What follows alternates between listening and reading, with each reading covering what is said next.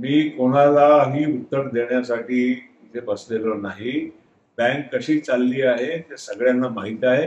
जे लोक रिकामे झाले आहेत ना, एकदम रिकामे लोक आमच्याकडे नेतृत्व करतायत, जे कधी राज्याच्या करायच्या निघाले होते, कधी विदर्भाच्या करायला निघाले होते, आता जिल्ह्याचे नेते राहिले नाही, असे चिल्लर लोक आज राजकारण करतात आणि असे विधान करतात. मीडियालाही माझी विनंती आहे की अशा चिल्लर लोकांना जास्त महत्व देऊ नका.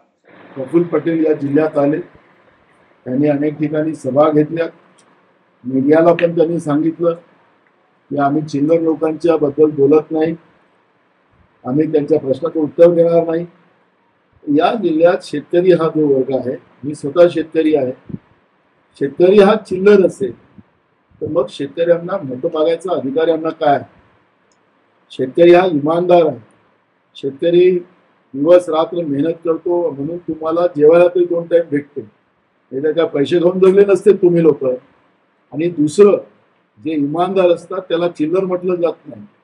आज जे काही विमान घोटाळा जो झाला आणि 2011 आणि 12 मध्ये जो ओजीचा ऑडिट करा आला, त्याच्यामध्ये या घोटाळ्यामध्ये कोण सामील आहे हे त्याच्यात स्पष्ट झालेलं आहे.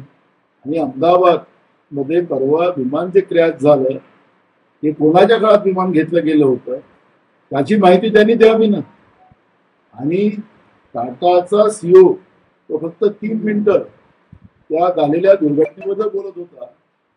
पण हे जे ज्यांना काही तज्ज्ञ नाहीत त्याचे, त्यांना माहिती नाही, ते पण त्यावेळेस त्यांनी विमान घेतलं आणि या विमानाचं पाप आपल्या अंगावर येऊ नये म्हणून हे 30-30 मिनिटं प्रत्येक मीडियाच्या समोर बोलत होते. काय गरज होती?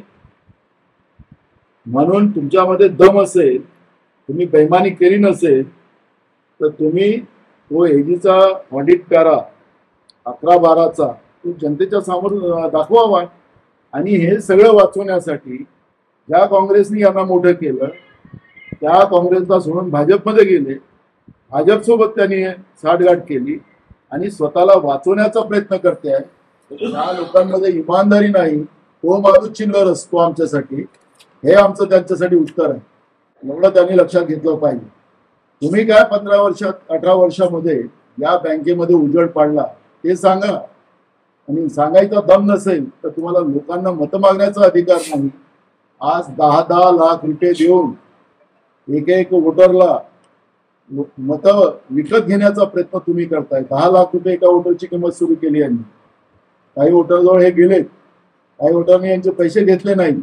पण ज्या पद्धतीनं पैशानं 10-10 लाख रुपये त्याची किंमत लावून हे वोट घेतात आहेत, याचा अर्थ यांना बँक विकायची आहे, शेतकऱ्यांच्या सगळ्या व्यवस्था संपवायच्या आहेत आणि लोकांना विकत घेऊन त्यांचं आयुष्य बर्बाद करायचं आहे. हा त्याचा खरा विचार या राष्ट्रवादी आणि भाजपचा आहे. आणि म्हणून मी शेतकऱ्यांना आवाहन करेन, जे कोणी वोटर आहेत त्यांना मी आवाहन करेन की यांच्या लालचीत फसू नका.